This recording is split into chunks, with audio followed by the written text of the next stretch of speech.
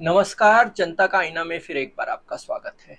जैसा कि आप जानते हैं कि पिछले 23 मार्च को राहुल गांधी को मानहानि के केस में गुजरात के सूरत की अदालत ने, निचली अदालत ने उनको 2 साल की सजा सुनाई थी। अदालत का कहना था कि 2018 में एक चुनावी रैली के समय राहुल गांधी ने मोदी क्या मोदी सारे मोदी चोर होते हैं, इस प्रकार का कोई बयान दिया था, जिस पर जिस पर सूरत की अदालत में एक मोदी नाम का बीजेपी के एमएलए ने मानहानि की याचिका की थी और उस याचिका में सुनवाई करते हुए सूरत की मैजिस्ट्रेट कोर्ट ने राहुल गांधी को मानहानि के केस में जो सबसे ज्यादा सजा दी जा सकती है, यानी कि 2 साल तक, वो सजा दी।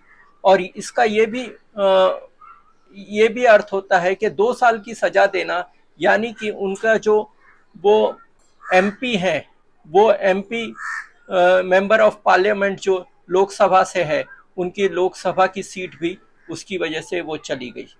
तो अगर उनको 2 साल से एक दिन भी कम सजा मिलती तो वो उनकी लोकसभा की सीट नहीं जाती।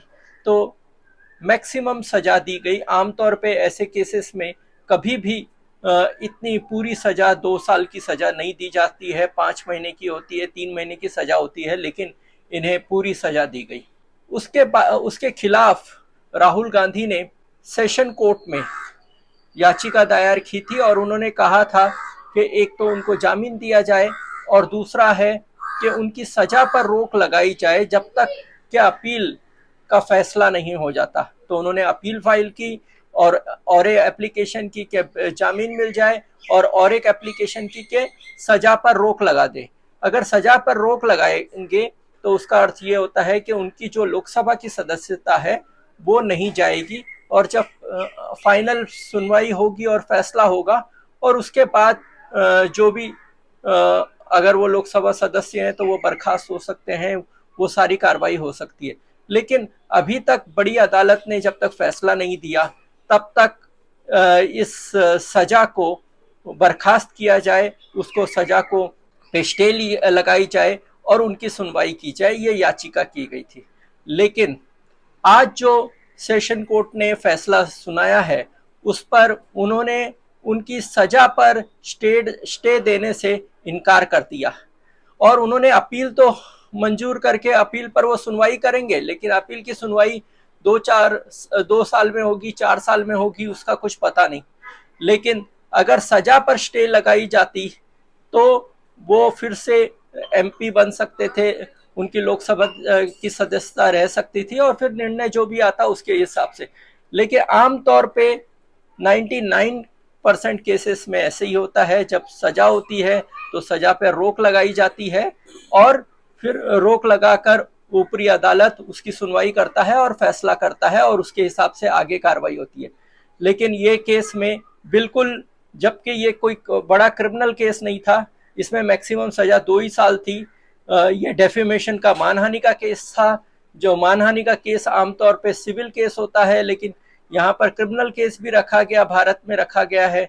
तो उसमें सजा सुनाई, मैक्सिमम सजा सुनाई।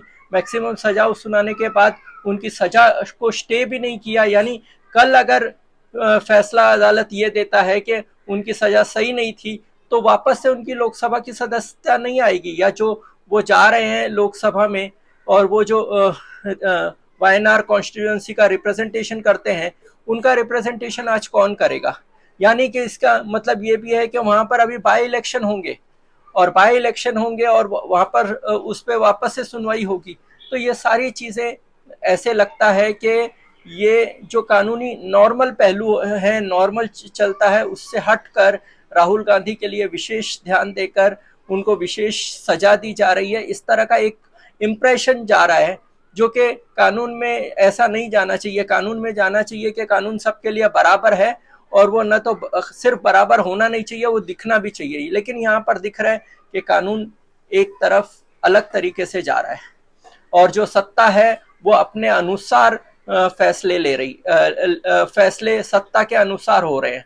फिर इसके बाद इस मामले में ये भी है, जो आपकी जानकारी के लिए बता दूं, कि जो सेशन जज है वो पहले जब वो वकील हुआ करता था तो अमित शाह के केस वो देखता था। तो ये भी एक मुद्दा है जिस पर लोग सवाल उठा रहे हैं। तो ऐसे सवाल नहीं उठने चाहिए, लेकिन लोग सवाल उठा रहे हैं कि सत्ता इसका गलत उपयोग कर रही है। तो ये भी एक इम्प्रेशन इसमें जा रहा है। लेकिन अभी राहुल गांधी के लिए सब कुछ समाप्त हुआ नहीं है। वे इसके खिलाफ गुजरात हाई कोर्ट में जा सकते हैं। गुजरात हाई कोर्ट उनकी सजा को स्टे कर सकता है और फिर सजा को स्टे होने के बाद उनकी लोकसभा की सदस्यता वापस मिल सकती है। अगर वो हाई कोर्ट स्टे नहीं करता है तो वो सुप्रीम कोर्ट में जा सकते हैं। और अभी कानून के बहुत सारे दरवाजे खुले हुए हैं और वो अलग अलग जगह पर जा सकते हैं। तो लेकिन इसमें कितना समय लगेगा, कितना हाई कोर्ट उस मामले को खींचता है या फिर तुरंत उस पर सुनवाई करता है, वो भी देखना है, या उनकी सुनवाई होते होते लोकसभा का टर्म भी खत्म हो जाए, तो ये हम नहीं बता सकते हैं। अब लोकसभा का टर्म्स के पहले ये अपील की सुनवाई हो जाए, ऐसा मुमकिन लगता नहीं है नॉर्मल प्रोसीजर में।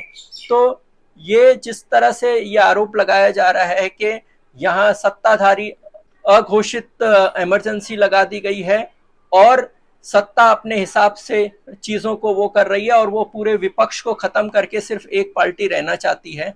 और कोई भी विपक्ष की आवाज या विपक्षी पार्टी है, जिस तरह से पूरे देश में उनको खत्म करने की कोशिश की जा रही है, ये एक अलग नजारा दिखता है। तो इसका आखिर में जनता तो ये देख रही है, वो खुद कोर्ट में कुछ भी फैसले हों या फिर सत्ता जो भी करे, लेकिन जनता भी अपने फैसले लेती है और जनता भी अपने फैसले दिखाती है अपने मतदान के अनुसार, मतदान के हिसाब से कि वो मतदान करके, और उसको भी समझता है कि ये जानबूझकर किया जा रहा है या फिर ये कानून के अनुसार हो रहा है। तो ये अभी बहुत सारी कानूनी लड़ाई बाकी है, बहुत सारी जनता के बीच की लड़ाई बाकी है और इस पर क्या फैसला होता है, जो भी होगा हम आपको बताते रहेंगे। लेकिन आपका क्या मत है, आप कमेंट बॉक्स में जरूर लिखिए। मैं इस पर आपका उत्तर जरूर दूंगा, क्योंकि अभी आप अगर कमेंट्स बॉक्स में जो भी लिखते हैं, मैं उसका वीडियो उत्तर दे सकता हूं जो आप तक पहुंच जाएगा। तो आप अपने कमेंट बॉक्स का इस्तेमाल कीजिए और आपकी जो भी टिप्पणी हो इसके बारे में या जो सवाल हो आप जरूर दीजिए, हम भी आपका उत्तर जरूर देंगे। और देखते रहिए जनता का आईना